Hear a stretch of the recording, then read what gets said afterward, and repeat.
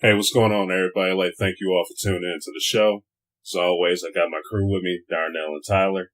I'm Trey, and we are coming your way with the 83rd edition of the Don't Kill the Messengers podcast.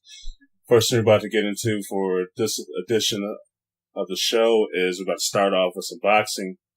Last week, we had a pretty great fight in Triple G versus Canelo. I know a lot of people were kind of pissed off about the decision. We're about to get into that right now. But just started off, man. Darnell, what were your thoughts on the fight? It was a really exciting fight. It was good to see two people at the top of their game, getting in there and going at it. Unlike the sideshow of a few weeks ago. This has been the fight I've been excited to see, and it delivered. The action was there. It was good boxing all around. Yeah, I definitely agree, man. It was just good to see, two guys at their peak, just going at it, willing to challenge each other, even including just moving up in weight to get it in, just to see who was the best. Just started off, man. I'm just impressed with both those guys' chins, man, because both of them was throwing some bombs, man, and those guys just kept going no matter what. So that was just impressive in itself. But another thing too was with Canelo, with him moving up in weight, was a little nervous about him coming into his fight, not with his power, but with his speed. And he looked pretty fast up in that weight class, man. Didn't look like he lost a step whatsoever. So that was just good on both parts.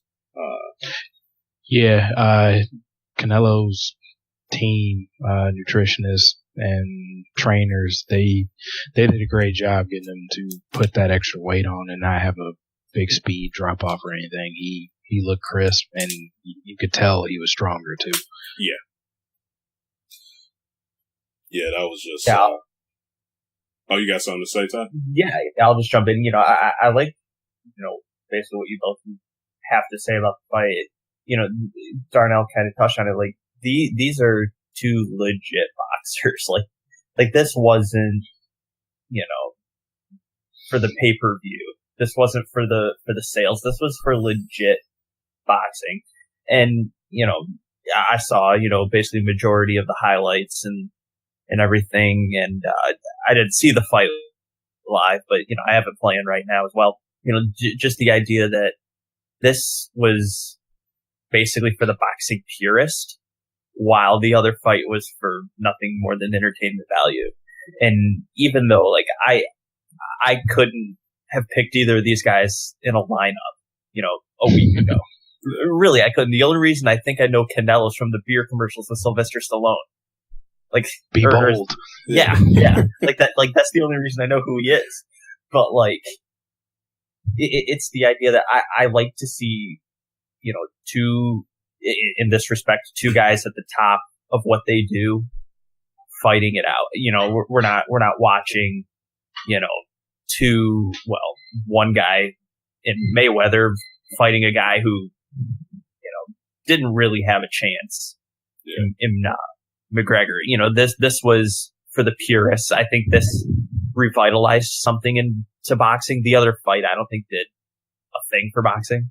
Yeah. I think this may have turned a few heads towards boxing. But, overall, I would agree it was a good fight. Both guys landed their fair share. I'm sure Trey, you'll ask the question about the decision in a minute, so I'm not really gonna touch on that. But, just the idea that both of these guys fought a very good match. I was impressed by what I've seen. I'm impressed by what I'm watching right now on it. But yeah, just, I feel like both of these guys have the respect of really anybody who watched that fight, even if you didn't know who they were before. Yeah. All right, you brought it up, Todd, man. I got to get right into it. That decision. One judge gave it 114. The other gave Golovkin 115 to 113. And the other judge gave it 118 to 110 for Canelo Alvarez. First thing that went to your mind when you saw that, Darren? who paid off the one judge. That was all I could see. I mean, I was one of those that watched the fight where in my mind, it was clear that Triple G won the fight. After rewatching it, like, I could see how somebody might score it a little closer. Yeah. But I have no idea how anybody could score it that Canelo won 10 out of 12 rounds. That's just not feasible. Yeah. All I could think is somehow somebody got to her on that one. Yeah, man. You know, I said it time and time again on here, man. Especially when it comes to boxing, you know, like the UFC, it'll have some questionable calls every once in a while, but man, when it just comes to boxing, some of these judges will just have you shaking your head, man. If you were to look at it, you know, don't get me wrong, you know, Triple G, you know, I believe Triple G went up in there and handled business and won. But Canelo, he definitely put up a fight. You know, this is not a knock on him at all. He definitely went in there and strutted his stuff and did a good job in the ring. But I had to give that to Triple G as well, man. But that was just like, wow. And, you know, but part of me is, you know, the whole paying it off thing too. But how I'm kind of looking at it as well, man. This is like what I was saying last week. This could possibly be the last, you know, pay-per-view worthy fight we could really be seeing in boxing in a long time. So, you know, with these two guys, with their magnitude, with their greatness going up into that ring, milk it, you know, have a draw, then get part two going and, you know, so forth, so they could continue to get some people to look at the sport. But that was just awful, man. You know, I don't know what else to say. I definitely had Triple G winning it. Like I said, Canelo, he did a good job, but I don't see what was up with that at all, man. Yeah, and as someone who doesn't really know exactly how scoring is really done, like, you basically can give an eye test for who wins a round. But as far as the technical scoring and all that, you know, I'm not exactly even sure what they do. But, you know, just, you know, Treyan, well, you both know I watched the Manny Pacquiao versus Jeff Horn fight, and ever since then, I'll never trust a boxing judge. Ever. I don't even think I would trust him to watch my dog. You know? Like, that fight was, in my opinion, scored so poorly. Like, It wasn't even a draw. The wrong guy won the fight. Just straight up the wrong guy. Yeah. So to see that this ended in a draw, I kind of sit here and say, you know, I'm not exactly surprised. You know, like you said, Trey, maybe they are trying to set up for a part two, and then who knows what after that.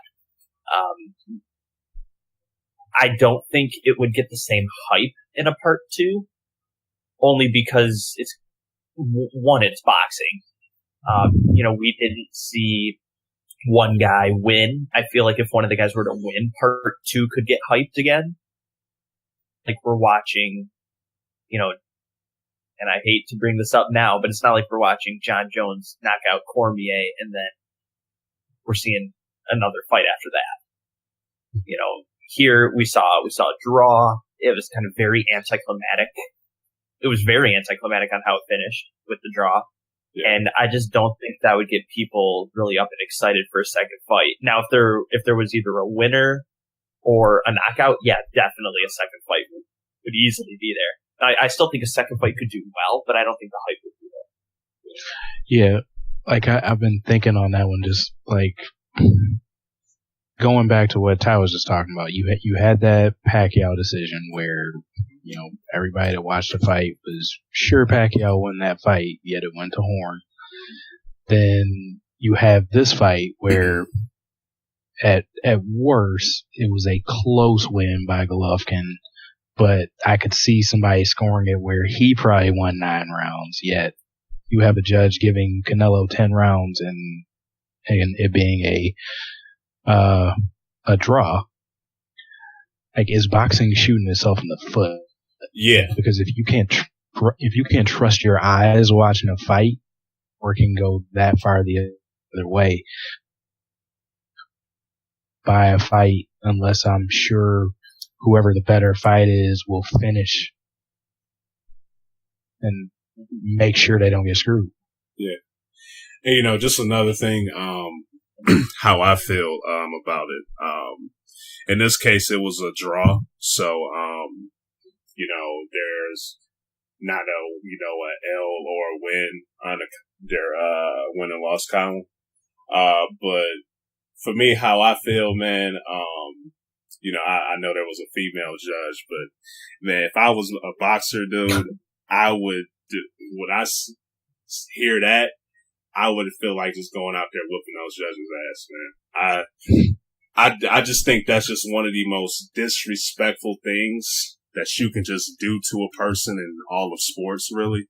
Especially just like with boxing, because those guys are, train in MMA too, but those guys are in there just training, putting their livelihood on the line, countless sparring sessions. Then they go in the ring and like I said, those guys was out there slinging it to each other, putting up some big hits, landing some big punches on them. And, those are some shots that could take, just take damage to years off your life. Yeah, years off your life. Exactly. Yeah. So for to go up in that ring and then just to hear that type of stuff going on, just to see it through the judges, man, I would have just snapped. But so I got to give them credit for that. But man, I just straight up, man, I just think that's just one of the most disrespectful things you can just do in all of sports. Like, that's just ridiculous. I'll admit it, Trey. I thought you were going to go somewhere completely different with how you started that conversation with the female judge. I thought that was going to go in a completely different direction. I have to admit that you went for female judge to, I don't know how you can call it a draw. I don't condone, putting hands on women or anything like that. Hey, so. I know all I know is I thought that was something completely different. Thank goodness it didn't. Yeah, you're telling me. But I'll agree with you though, Trey, and I've thought about that, whether it's UFC or boxing. Like, I agree with you. You do owe it to one of those guys to declare a winner. Yeah, they're going in there to win. Now, granted, some decisions would be easier to make than others. Now, unless they knocked each other out at the same time, I don't know how else you could really score that, but. I would agree with you. I feel like, one of those guys, one fighter deserves to win. Yeah. Now, I guess that would raise a question, and I don't know, I guess, really what the rules are for boxing or MMA. But how many fights did this fight go? How many rounds? I mean, what? How many rounds? Yeah. 12. 12. Sorry. Yeah. It went 12 rounds. Now, I understand you don't just fight all night until you get a winner, but wouldn't you at least at least give? And it's so hard because we're giving you 12 rounds to win the fight. Overtime. But, yeah. Give me one why? If we want a clear winner, why don't we fight till we get one? There is, I mean, it's not boxing. There is precedent in that as far as the UFC goes. I mean, these are considered amateur bouts, but in their yearly Ultimate Fighter tournaments where they're fighting for contracts, the everything up until the final, they do 2-round fights with a sudden death round if they split them. So, okay. I mean, there is some precedent there. I guess I haven't seen it in an actual professional fight because those fights don't actually go on their record, but it's happened. Yeah. Mm-hmm. So it's an interesting idea to have, but it's just. Yeah. I'll call it boxing overtime. I don't care. Sudden death. Just like you get one, you get one sucker punch on the other guy and see what happens. Yeah. Even though that's probably the one sport you wouldn't want to call it sudden death. True. That is very true. Yeah. Well, guys, I think we pretty much touched a lot on this. Anything else to add for this fight? A great fight. still, I feel bad for both fighters that they weren't given an actual winner. Yeah, just like I just said, reiterated, man. You put in all those hours. I'm pretty sure Triple G's him and his camp were pretty confident they were going to get the W.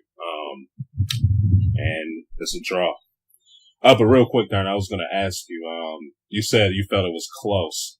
One of the judges did score 115-113. You think it was that close, or?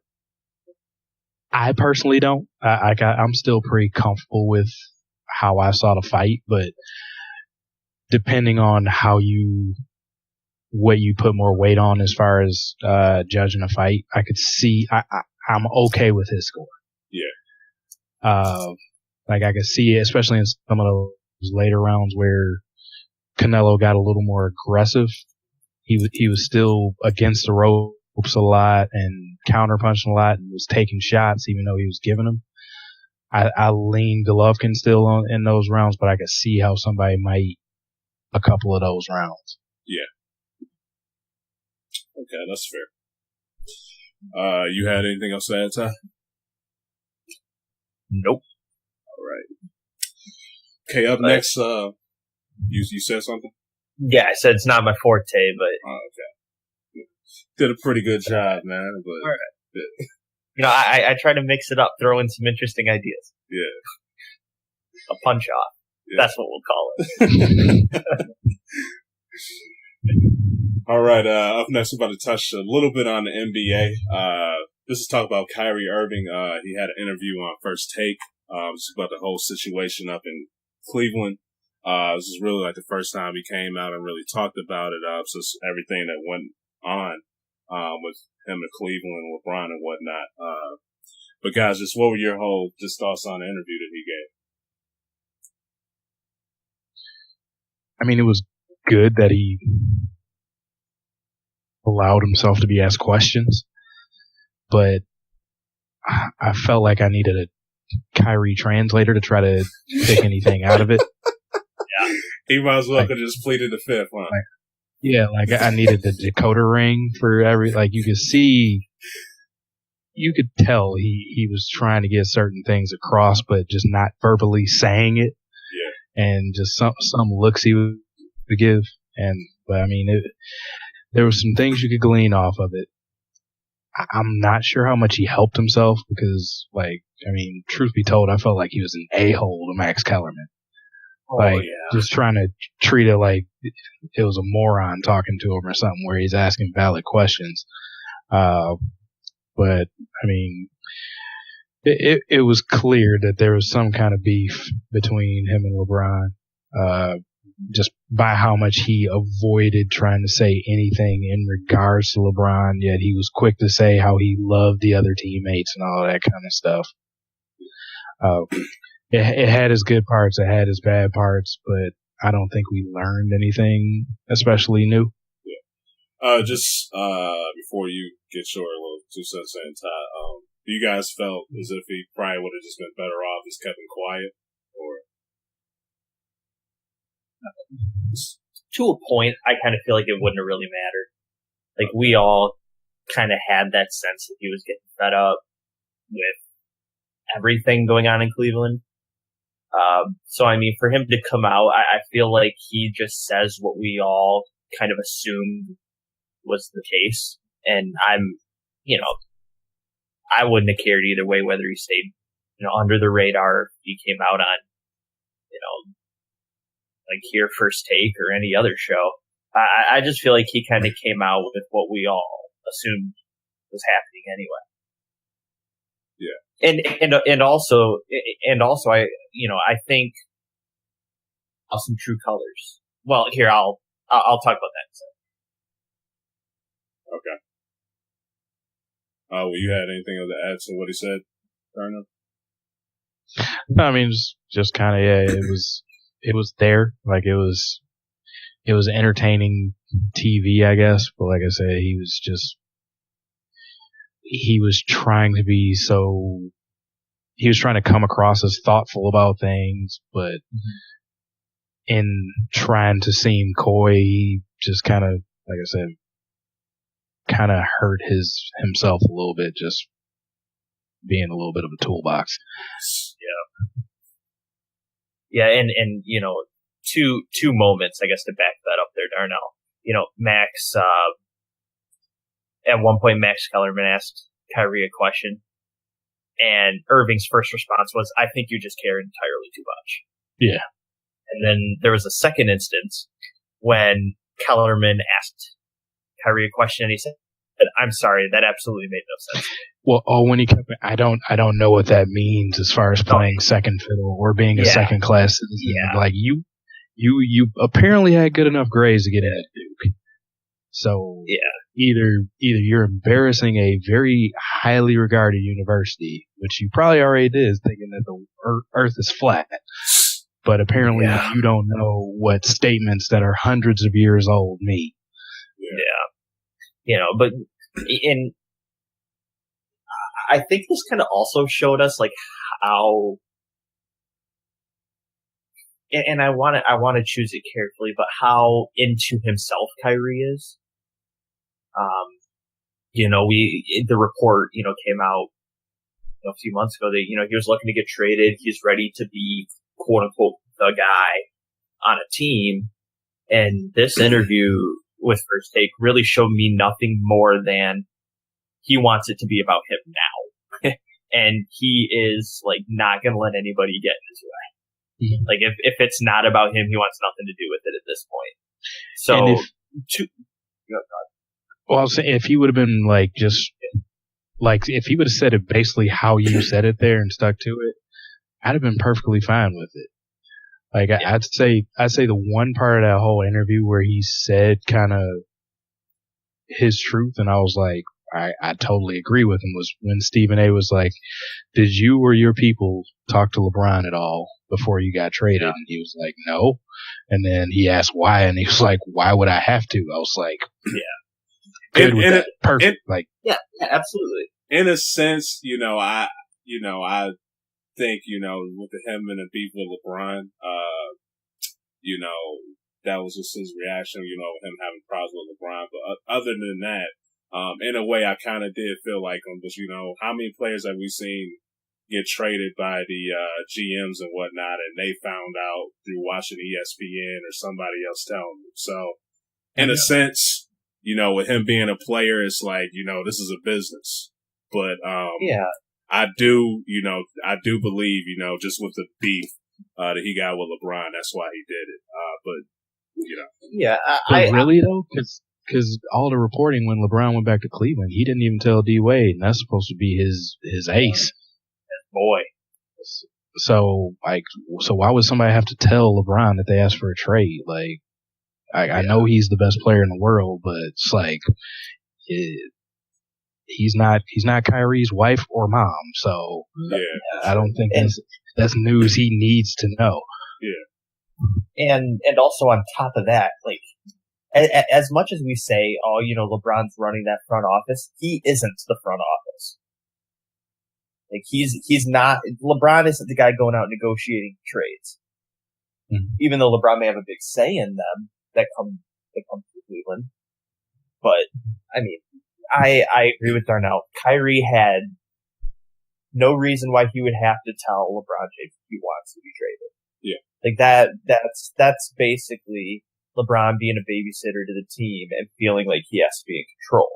And, and I think it also kind of, at least how he responded to the question with, why would I have to? That also kind of showed me, like, once again, that Kyrie's not going to allow anything to get in his way now. Like, he's starting to get this humongous chip on his shoulder that I don't think we've ever seen before out of him. So to me, it's the idea that he wants to be the guy so bad that he's bringing the attitude with him. And I don't think he needs to be the attitude to be the guy. I think his game can talk for him, but I wouldn't be surprised if Kyrie becomes a soundbite this year. Yeah, constantly. Every post-game interview, he'll have something. I won't be shocked. Well, yeah, and don't they open the year against each other? I believe so. Yeah, I think Cleveland lost in like our game 1. I'll have to check that real quick.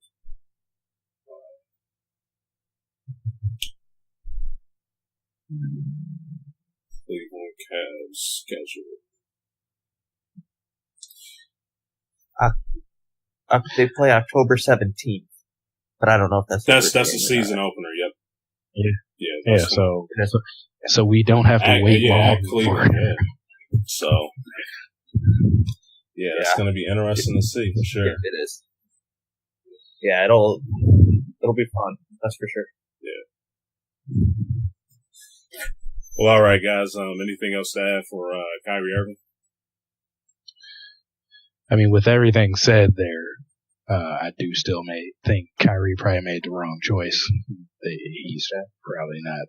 He didn't make himself a better team or anything. But well, what I think will be really interesting is if for some reason we see Isaiah Thomas have a better season than Kyrie. I think that would make it a very interesting decision by Kyrie to want to get out. Now, I'm not necessarily saying, Isaiah Thomas scores more points, but if we see, upticks in Isaiah Thomas's numbers and we don't see an increase from Kyrie Irving, especially if we don't get a Celtics Cleveland Eastern Conference Finals. Oh yeah. Well, and I mean, Kyrie kind of painted himself into a little bit of a corner during that interview too, because one of the reasons he gave for wanting to get out was so he could be a quote true point guard. That's true. Wow. Part of it, I guess, he was tired of playing off the ball in Cleveland, which I mean, I figured that was another shot at LeBron being ball dominant, but apparently he wants to get out there and really play his position. So I think there's going to be a little bit of a microscope there because he was trying to say he felt like he was being typecast as that ISO one-on-one player, and he feels he's more than that. If he doesn't show that this year, I think the lights might get a little bright on him. Yeah, that's definitely going to be interesting to see. Yeah. And being a true PG. All right. Mm-hmm. Okay, guys. Up next, we're about to hop right into some NCAA football. First thing we're about to talk about is start a little bit after last week. Clemson versus Louisville. Clemson gave them that work. What did you guys think about that game? Clemson's for real. Yep, they are for real. They are not rebuilding. No, is it safe to say that there's no longer a quarterback discussion in Clemson? Oh, yeah. Like, I'm still not even sure what that guy's name is. All I know is he's good. You know what I mean? Like, I feel like I remember the name for a split second and I forget about it. It's like Deshaun Watson still is Clemson's quarterback to me. Yeah. But did you see after that game, Deshaun Watson came out on Twitter and said, this kid will be better than me. He actually tweeted that last year. Yeah. I mean, they yeah. They know are, what they have. They got a beast of a team. I mean, that defense is ridiculous. And then Bryant, their quarterback, Kelly Bryant, that you're speaking of, Ty, he stepped up and there's been no drop off. I mean, when they dropped that 47 on Louisville, it's just like, okay, well, they might have a shot at repeating. Yeah. Well, and I think the thing that's so impressive about it is Bright Lights sold out on the road, college game day. Against the Heisman Trophy winner. And he looked like he belonged. Mm-hmm. You know, he didn't even look like he belonged. He took control of the situation. You know, I was very impressed by his play, big time. And I don't think we can speak enough about the defense. Like that defense is NFL talent top to bottom. They just are. They really contain Lamar Jackson. He didn't do anything really. He did account for all of their scores. It's true. I won't say that, but I mean, it's 14 of them were in the fourth quarter, so it was kind of garbage time. But they kept that team in check. Oh, big time. Let me put it this way: that defense made a lot of news outlets and Twitter accounts from respected people, that Clemson defense made a lot of those things to say that, well, no repeat for Lamar Jackson on the Heisman. Mm-hmm. Yeah. And we're 3 games into the season. 4 games. 3 games? 3 games into the season. 3 games, yeah. Yeah. And they're already saying it's over. It's a good job by the defense, if you ask me. Oh, yeah, for sure. I mean, they held them to, almost 200 less yards than Clemson gained, and they caused the only turnover of the game, and what was it like?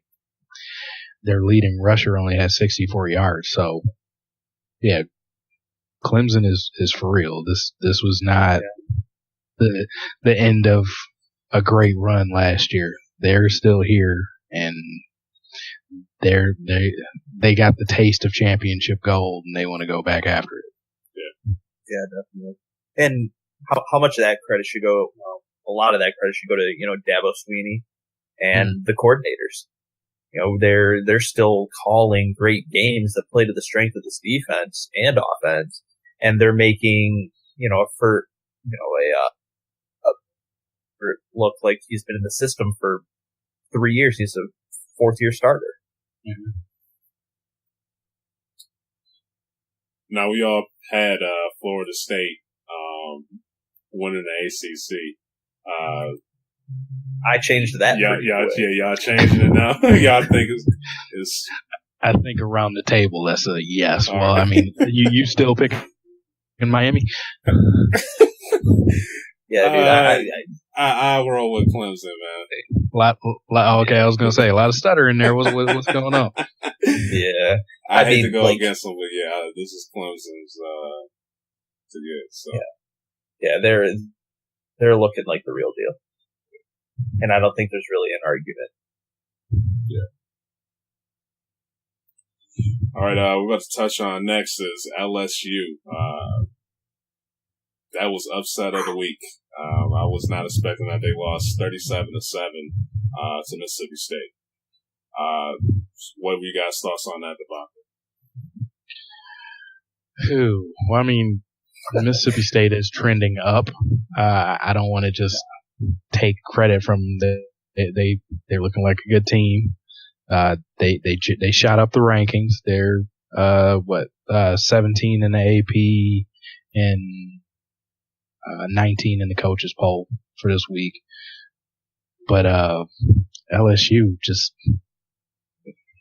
I think we're still just at that point where they don't have enough offense. Yeah. Will they ever recruit a quarterback? It doesn't seem like it.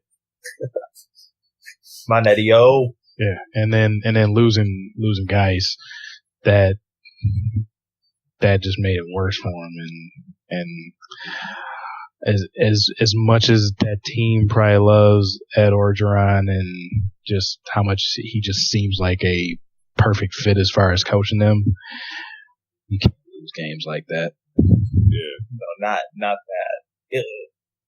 that. That game was just embarrassing. If there's no other way to put that. That was an old-fashioned butt whooping. That's what it was. I mean, it honestly, like, it got to the point where you, at least I felt this way. Like, I literally have given up on LSU.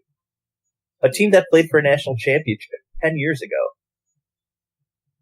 Or was it less than 10 years ago? The rematch game with Alabama. I don't think that's been 10 years. No, I can't remember what year that was, but still, like, a team that was in a national championship game within the last 10 years has taken a complete 180 and almost has zero relevance nationally now. like they're still one of those SEC teams you look at and will most likely always get one of the preseason and first week ranking. Yeah. But I'm seriously starting to think that things are changing over there in Baton Rouge. Well, yeah, I mean, they put up 270 total yards against, like I said, Mississippi State looks like a good team, so I'm not going to say they lost to a terrible team or anything like that, but this is LSU that, you know, is always in the top half of the top 25. They were number 12 walking into this game, but your quarterback doesn't complete 50% of his passes, only throws for 137 yards. Your best back is held in check and is now questionable play for this week. They got to play better. Mm-hmm. All right, guys. Anything else to add for them? Turn it around. All right. Not much more you can say. Yeah. Darnell's squad, Michigan State, they had a bye week last week, so there's nothing really we could assess from them. But your Michigan play, Ty, break them down, man. What are your thoughts on Michigan? Man, same concerns, same confidences, I guess. Wilton Spate's still very, very less than mediocre. Just doesn't have his mojo going. Seems inaccurate, seems shaky at times. Make a couple of good throws here and there, but this was the least productive we've seen him in 2 years. Yeah, go ahead. And now he has two less weapons to go to. Yeah, right? Yeah, Tyreek Black had a foot surgery, so I'm sure he'll be out a few weeks. It was just to repair a crack in his foot. I don't think they've ruled him out for the season. Yeah. I know he's definitely out. And then Ty Isaac might be out. Ty Isaac might be out. We're still waiting to hear on him. Yep. It was just an upper body injury, shoulder, I think is what they called it. Can't exactly remember there, but just not thrilled with the offense. I mean, Ty Isaac still had a pretty productive game. I mean, 16 for 89. It's not terrible. Mm-hmm. Would have liked to have seen him get in the end zone. I think he had a touchdown taken away on about a 14, 15-yard run. Got called back for a hold. So not much you can do there for that, except not hold. But, the defense still seems to be the real stronghold. The defense held Air Force to 232 total yards. I mean, granted, it's a triple option offense that their quarterback attempted 9 passes. So, I mean, you can't expect a whole lot of yards simply from running the ball against a Michigan team that's pretty stout on the run. We're pretty big up front. Our linebackers have a good sense for the ball, but that triple option will give anybody, fits. It's tough to plan for that in 1 week. It's tough to plan for it knowing you're only going to see it once. Georgia Tech, same thing. Teams get frustrated when you play Georgia Tech and you play Navy. It's just the rarity of seeing that triple option offense. But, Force roped one big pass on them. It was like a 63-yard touchdown to start the second half. And then they got a couple pretty good sized runs on them. But, I saw a stat that this 232 yards is like the lowest total offense Air Force has had in like the last 5 years. So, you could walk away with some confidence in that with the defense, even though, they gave up a few big plays and, had a couple moments that too confident. So I'll take that stat for this week, holding Air Force to the lowest offensive output in about 5 years. I'll take that and run with it for sure. But one more bright spot, Donovan Peoples-Jones was the top. I believe he was the top recruit coming out of Michigan last year. Wide receivers are punt return. Ran one for a touchdown. It was about a 75-yard punt return, 80 yards maybe. Had a couple nice moves and breakaway speed. Actually, breakaway speed that looked like he was kind of jogging. He just got long strides, long legs. He's a big guy. But that was nice to see. Maybe that'll give him some confidence, returning some punts. I'd still like to see him be a little bit smarter. I feel like he tries to return some he could just easily fair catch. And, it's almost like he wants the big play. And that could hurt you sometimes. So I'd like to see him call for a few more fair catches, protect himself, protect the ball. But, he got one to go to the house, and that was exciting. Yeah, I can see where you're going with that, but with how this offense is looking at times, that you might need him to try to break those games. Yeah, gotta help. No, for sure. And it's so odd to see this offense struggle. After last year, they put up about 34, 35 points a game. Mm. It's just weird seeing it kind of make that flip. But I mean, hey, it's frustrating to watch, but they're 3-0.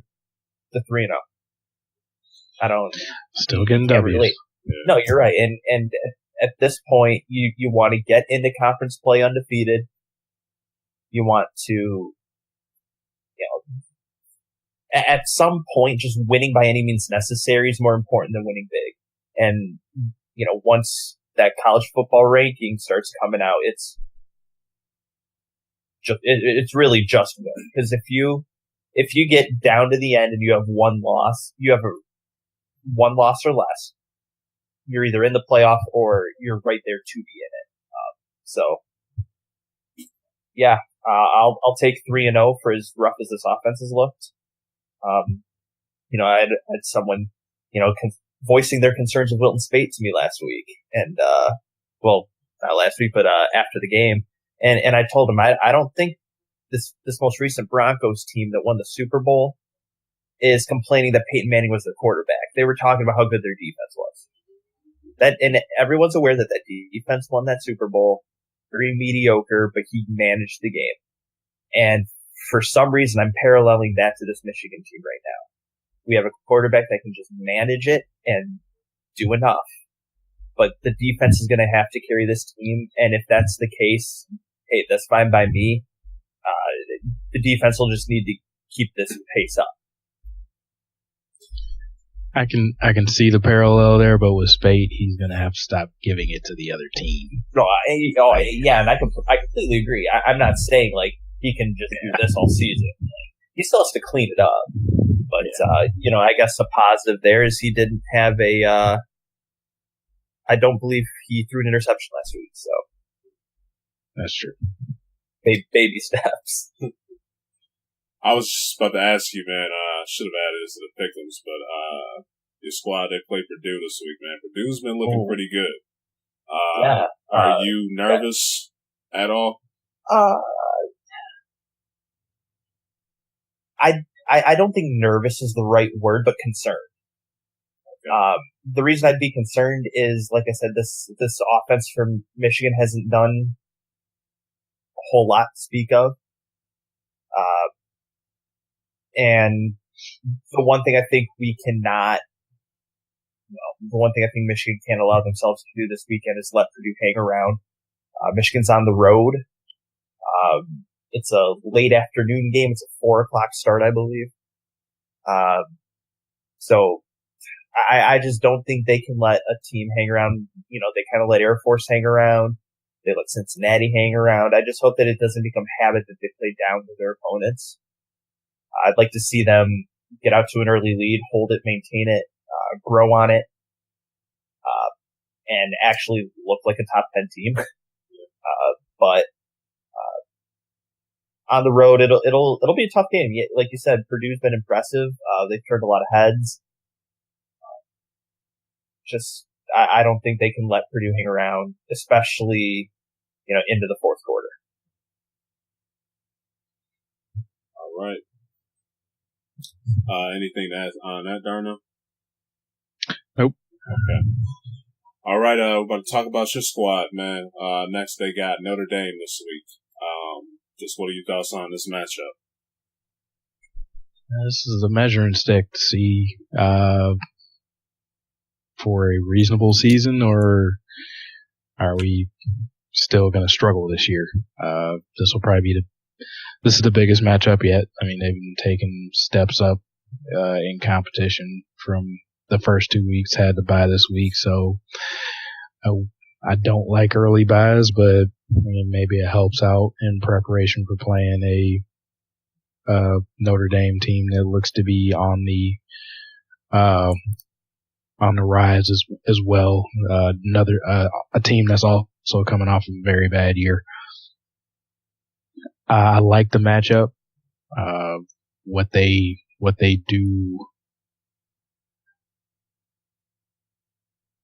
do okay, we match up well with. They seem to be a team that's going to run the ball a lot. Their quarterback isn't especially great throwing it. Though I do think the secondary for State is pretty decent.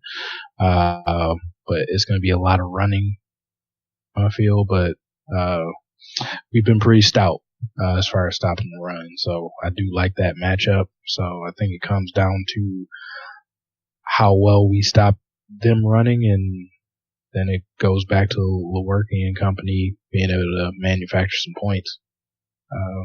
It's a big game, and hopefully they're ready for it.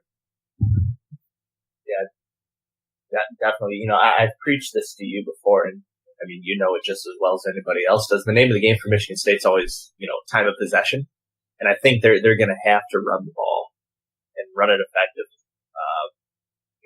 I'm not saying, they're going to have to average 10 yards a carry, but they can't leave themselves with those 3rd and 6s, 3rd and 7s all night for 4 third downs. Like they're going to have to keep possession of the ball. I feel like, I think that defense is a little better than people thought. MSU is usually always pretty stout up front, but the secondary was the big issues, and they've looked pretty good through 3 weeks. They haven't allowed really anybody to burn them, so I think you can take that as a positive. And like you said, I feel like this matches up very well for Michigan State. But like I said, I just think they have to run the ball pretty effectively here, and just really hold on to it, limit Notre Dame's possessions, make the most of the ones you have. And I also think this is going to be a game where you're going to have to score touchdowns. If it comes to a field goal battle, either team can win this game. So I think it's going to be who's going to utilize the red zone better. No disagreements there. Yeah, I was going to say, and I know that's kind of a stupid thing to say, but with two teams that can really struggle to get into the red zone, you're really going to have to make the most of it when you get there. You may not have to you're going to have to walk away with some touchdowns, not field goals. Yeah. All right, guys. Anything else for that? No, just make me feel good next week or this weekend. Is the game in East Lansing? I know it is. Notre Dame. Was it at Notre Dame the last time they played? I thought they were. I can't remember. I'll look it up. Where was I that? don't know where it's at. That's why I'm asking. And I guess I could have just looked it up. No, it's at Michigan State. I got it. Hold on. It's in East Lansing. I was going to say, I thought they were at. This game is at That's right. Lansing? Oh, okay. Yep. Yeah, it's in East Lansing. And Last year was that'll play to Michigan State. So that'll play to this part. All right. Just, you guys can, say your squad, but, got some pretty good games this week. You got Michigan State, Notre Dame, Ty, University of Michigan playing Purdue, Oklahoma State, playing TCU. Like, what game are you guys, most excited for this week to check out?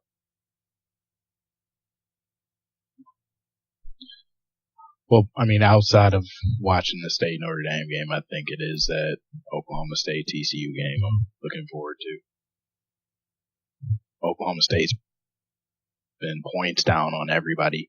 But Kansas State usually has a pretty stout defense, so I want to see if they can slow them down a little bit, or an offense that is just going to run wild on teams until they get to play Oklahoma, and where it might be a little bit of a shootout. But other than that, it would probably be, what is it, Georgia, Mississippi State. See if how Mississippi State comes through. After that, LSU win. See how they play against another highly ranked team. Mm-hmm. Yeah, one that's going to fly way under the radar, but if you have a cheering interest in the Big Ten or just enjoy Big Ten football, Penn State at Iowa could be a very interesting game, night game. Yeah, that game trapped Michigan last year. Could have trapped Penn State this year. That could very well be just a very interesting one. Like I wouldn't be shocked if it's a blowout at halftime, or I wouldn't be shocked if it's super close. Like, it's going to go one or the other. There's no way Iowa's going to blow out Penn State, but it's either going to be close or a Penn State blowout. Like, that's just how those games tend to be. Other than, that, obviously the ones Darnell said, how can you not be looking at those games? But one more that I think could be pretty interesting would be UCLA at Stanford. Both teams are kind of going in the wrong direction. We're kind of getting what we thought we were going to get out of UCLA until they had that massive comeback against Texas A&M. And then last week they got caught in that shootout with Memphis that Memphis ended up pulling out. I mean, Josh Rosen stacking up the numbers, but team's not winning. And I understand, NFL scouts aren't looking for, well, what was your college record?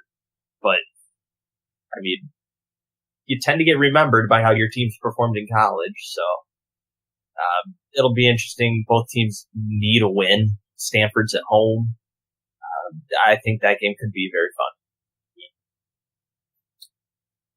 All right, guys. Anything else to add for NCAA football? Oh. All right. Okay, we're about to hop into some NFL. Just first thing we're about to get into, we've got to discuss them Detroit Lions. They pulled off a W against the Giants. What are you guys' thoughts on this Lions team early into the season? I guess I'll start by saying one pride, Detroit versus everybody. Let's go 2-0 NFC North division leaders. I'll start by saying that. I will then follow that up by saying they beat a Arizona team that's looking bad, and they beat a New York team that can't find offense if it was 2 inches in front of their face. Granted, I think the New York win was still a very good win. It was Monday Night Football, prime time, looked good. Both sides of the ball. I mean, Stafford didn't have a big game. Abdullah had one of his better games, almost rushed for 100 yards. He rushed for 86 yards on like 14 or 16 carries or something like that. So a pretty respectable game there. But this Lions defense is looking pretty good. And I don't know if that's because they've played two, for lack of a better term, inept offenses. But, I mean, they're creating turnovers. They're getting to the quarterback. And the pass rush was going to be a very big concern for them coming into the season. And it doesn't look like it's an issue at all right now. I mean, like I said, the two opponents aren't necessarily impressive, a combined 1-3. But, hey, they're on the schedule. Detroit has tended to faceplant when they get in the national spotlight. And I just feel like that was a really good confidence-boosting win for them. And it's starting to turn a lot of heads, which, if you're a Detroit Lions fan, you kind of feel like this is the respect that they've never really got, especially when they have done well before. But, coming up, very big game, home against Atlanta. This game is going to tell a lot about the team. Even if they if they win, I think a lot of people will start talking probably a little bit bigger than they should. But if they lose, I hope they lose close and we still gain a lot of respect out of it. Because I think this team is promising. I think they're showing some flashes of some really, really good play from a lot of positions. And I don't want to see them get way under the radar because I think they're better than that. Yeah, I agree with a lot of what you said. I mean, they're 2-0. I don't think anybody was going to take that away from anybody, especially once you get to the NFL level where you only have 16 games. Wins are hard to come by. And with the Lions, especially on a big stage where the lights are on, they seem to be unable to come by. But they've done it 2 straight weeks. Yes, it's against 2 teams that, at least at the moment, don't look to be like they're going to be very good teams, which that gives me a little bit of pause just because last year, Lions feasted on a lot of bad teams last year. But when it came time to close out and try to win the division, but they had a backloaded schedule where that's where the 500 plus teams were, and they didn't get those victories. I think they have a chance early to show something this coming Sunday against Atlanta. This is kind of that statement game I think they can have here. Especially if they beat Atlanta, then I will be able to say I think they're for real. But even if they play a legit game and just don't get the doors blown off of them, then I think I can feel pretty comfortable with the team. Stafford's playing well. He seems to have grown immensely in the last 2 years, honestly. And that's coming from somebody who has just never been a big Stafford fan. He's showing poise. He is doing smart things, but pre-snap, and he's not dependent on one receiver. He's spreading the ball around, so that's impressed me. The defense has looked very good. I want to see how they look against a better offense like Atlanta next week. The Giants' O-line is honestly, they're trash. Eric Flowers, I don't think he could block a fly coming at his face. So, but they did get after him. They got to Eli Manning at every chance they could get. So, I mean, they just have to keep this rolling and, keep that. Hopefully those 2 games built enough confidence in them to where they feel like they can match up with Atlanta. Yeah, I think you kind of hit the nail on the head with Stafford there. I mean, this was like the least amount of yards I've seen him throw for and completely control the game. Mm-hmm. I felt like he had complete control of the offense. The Lions kind of had complete control of the game the whole way through, and Stafford didn't do anything that was very eye-opening or anything like that, but he just had confidence and had control of the game, and that's something we haven't really seen him do. Mainly because this is uncharted territory for him. He wasn't having to come back.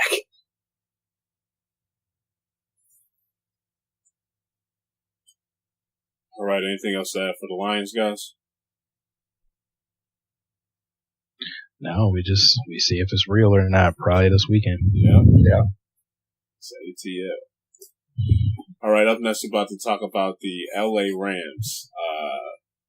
Those tickets aren't doing too good over there, man, in LA. Was this a bad move for the Rams? You guys think they should have just stayed in St. Louis or what? From a perspective of if they actually wanted the optics of filling up your stadium, yes. I mean, I feel like it was pretty common that people pointed it out where there's been plenty of teams that have tried to be in LA. Yeah. As far as the NFL goes, and none of them lasted. I mean, I do think there's something to that. It's Los Angeles, California. It's always nice out. There's always something to do there. So, Yeah. I mean, going to an NFL game, like, it might be fun to do on a random Sunday, but you're probably going to have a hard time trying to get people to file in there every Sunday when it's gorgeous out and you can go to a beach year round, basically. Yeah, and also on top of that, like, when you think LA, you think USC football. You don't think LA Rams. I mean, hey, USC comes closer to selling the place out than the Rams have so far. I mean, USC has dominated that city for the last whatever it's been, handful of years. And I just don't think you're going to bring another football team in there and see the same type of crowd, see the same excitement. Especially a team with no history of winning anything. I mean, yeah, and LA is also one of those towns where, if it's not a glamorous event to go to, where you're not going to see the great, like, one of the top couple teams in the league, you're not going to draw. They made it to the Super Bowl about 20 years ago. So. Yeah, Kurt Warner. Yeah, with Kurt Warner, they had that 3-year run. Weren't they St. Louis? Were they St. Louis at the time? Yeah, they were St. Louis then, still. Yeah. Well, and on top of that, I mean, yes, they have Todd Gurley. But what else are you going to watch? Yeah. It's not like you're going to watch, Aaron Rodgers throw the ball to Julio Jones. Yeah, sure. In my opinion, that roster doesn't even do anything exciting for me. Yeah, and just, I mean, the NFL is a different kind of beast, animal there. Your major markets traditionally with pro sports, it just doesn't seem to work that way with the NFL. I mean, yeah, true. Like how the NBA, the Lakers, the Knicks, they will always sell out and draw. Baseball, the Dodgers, Yankees, they'll always draw on the coast.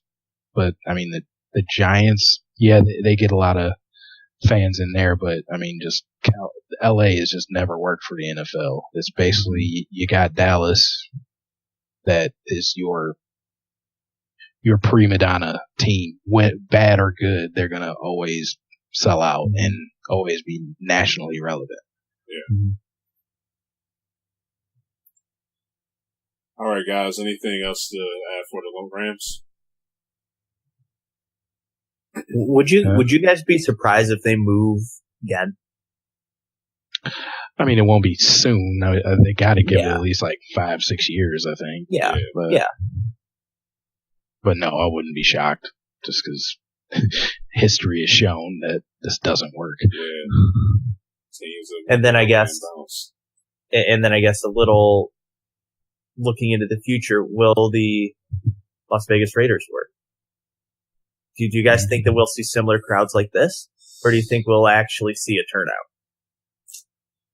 Vegas is another place, man, where, you can find I just don't see people showing up to a football game in Vegas. Yeah. I just don't see it. It could, don't get me wrong, it's a possibility, but, when I think of Vegas, I don't think about football, man. Nope. Well, it's the land of degenerate gamblers, so I guess there's a shot. True.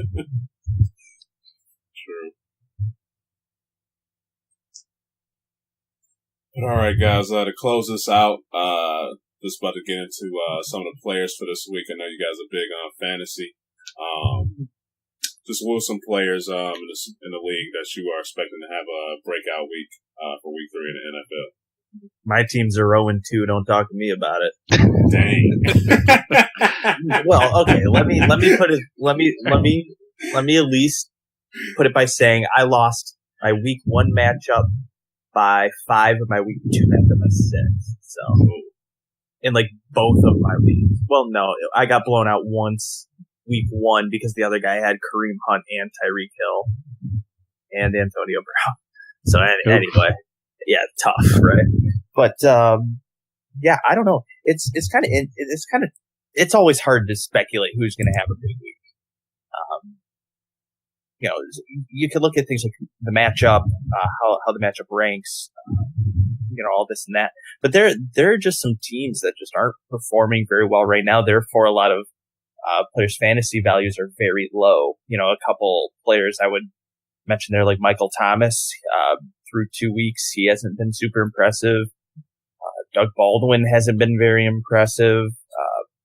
Julio Jones had a very quiet second half last week and a pretty quiet week one. Le'Veon Bell hasn't gone off yet, and he's played the Browns. So to me, it's super hard to speculate who's going to have a really big week. I wouldn't be shocked if some of our bigger weeks this week come from defenses. You know, you have a lot of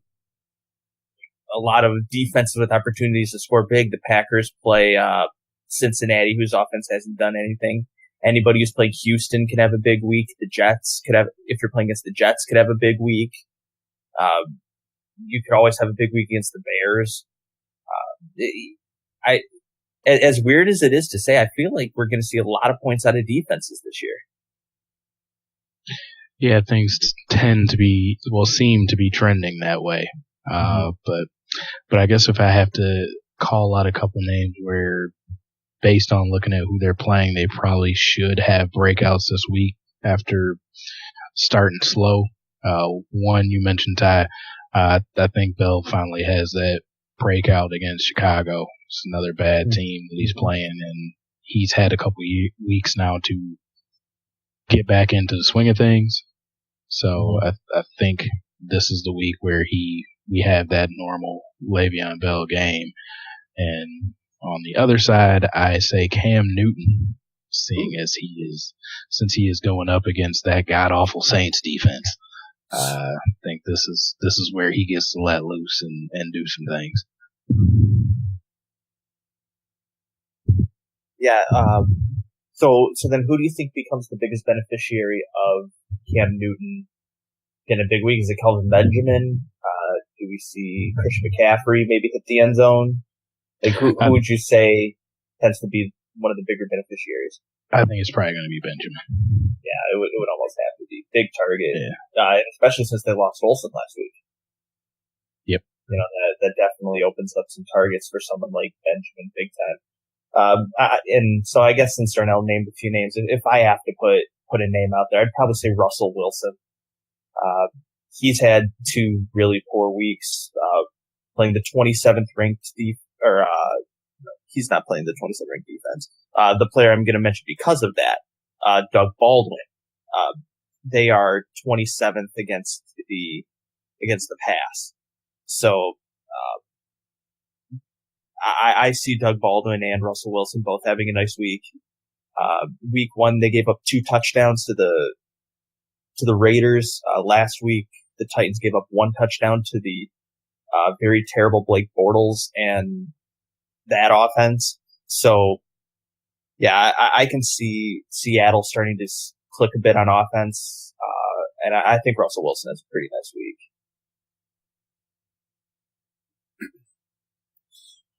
All right, guys. Anything else to add for NFL or fantasy football? It's all luck anyway. Granted, you can start guys over others and make it a good decision, but like you could have a sure thing and then your guy go out with an injury or have the worst game of his career. Like it's all possible. It's all possible. How's your squads doing so far, Darnell?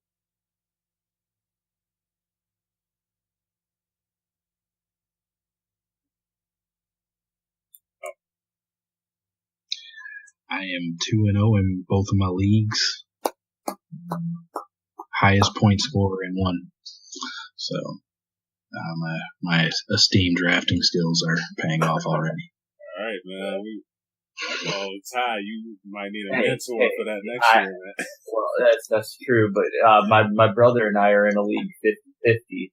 We split the entry fee, and we're 2-0 with the most points scored in that league as well. Okay. basically somehow, if you ended up with Kareem Hunt this year, you're probably 2-0.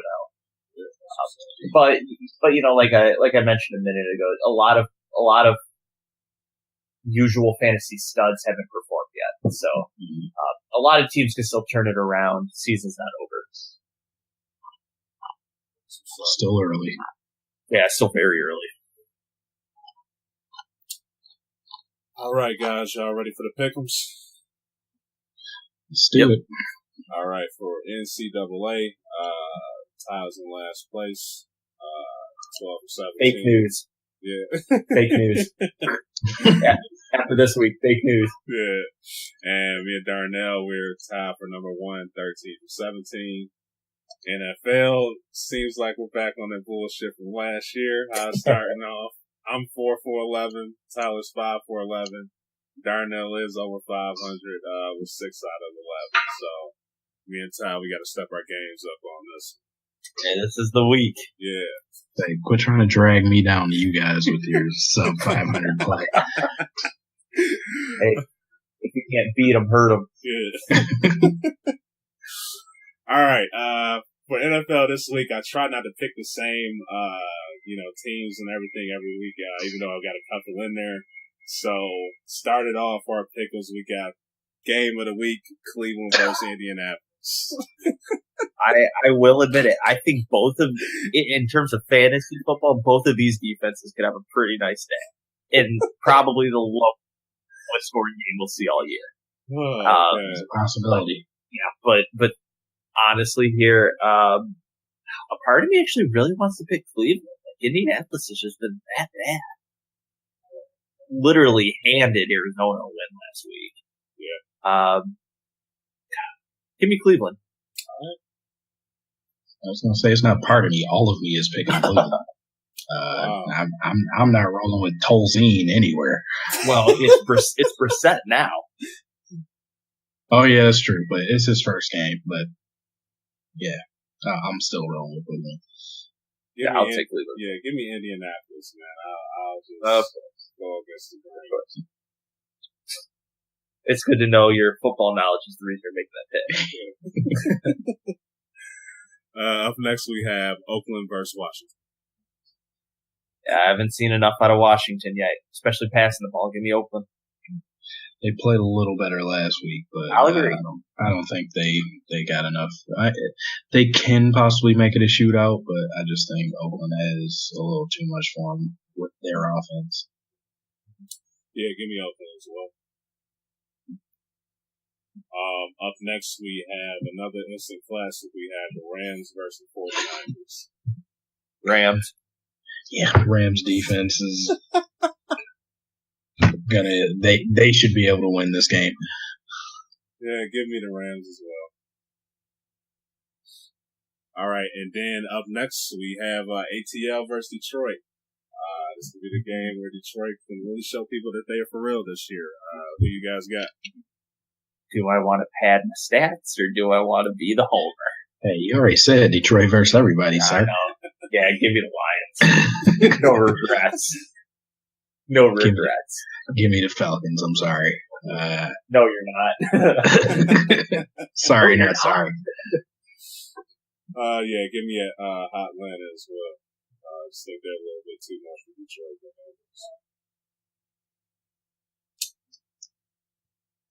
And last but not least, we got them Cowboys versus Arizona.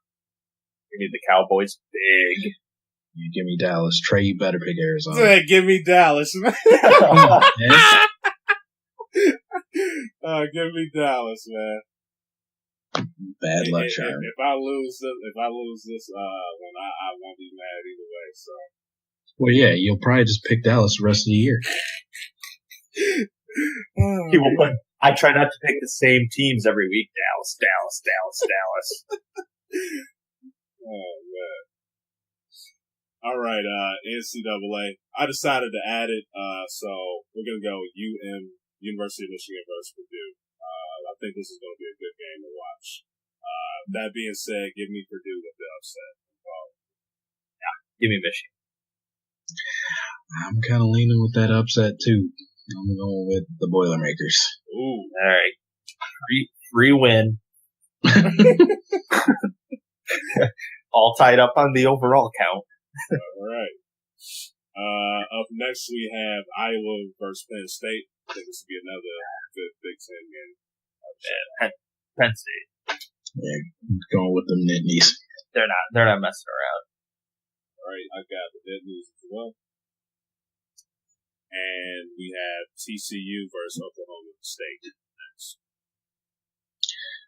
Okay, give me them Cowboys. I agree. Oklahoma State. Same here. Then up next we have UCLA versus Stanford. I'm going to go with Stanford. I know I picked Stanford last time. Actually, give me UCLA here. Big offense. Oh, yeah.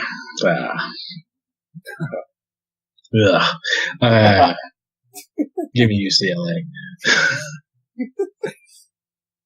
Oh, man. All right. Yeah, did I tell you how I feel about that one? Yeah. And then, it's not like it's easy to pick. Yeah. Then last but not least, we got to close it with Darnell's squad. We got MSU versus Notre Dame. Yeah, we all know who Darnell's. We're going with the good guys. Yeah. All right. Going with the good guys. Yeah, I'll take Michigan State at home. They always seem to pull one out. Maybe Little Giants will make an appearance again. Another Antonio heart attack. If there's anything Brian Kelly is going to look out for, it will be a fake field goal. Yeah, but still give me MSU at home. Part of me wants to pick Michigan State just to see if my bad luck can roll on. All of me doesn't want you to pick Michigan State. But I will. I'm going to go with Notre Dame on this one, man. So, see how this plays off. Yeah. All right, guys. Anything else to add before we close this out? Just you're not allowed to pick my teams anymore. Yeah, thanks for not picking Michigan. Yeah, I appreciate it. No problem, guys. All right, guys. I appreciate y'all for tuning into the show. As always, you can catch this podcast on podcast.com, iTunes, Stitcher, YouTube, whatever. Just hit us up in the search engine, and we should be popping up instantly. Also, feel free to follow us on Twitter at DKM_cast. And we'll be catching you guys next week on the next episode. Peace.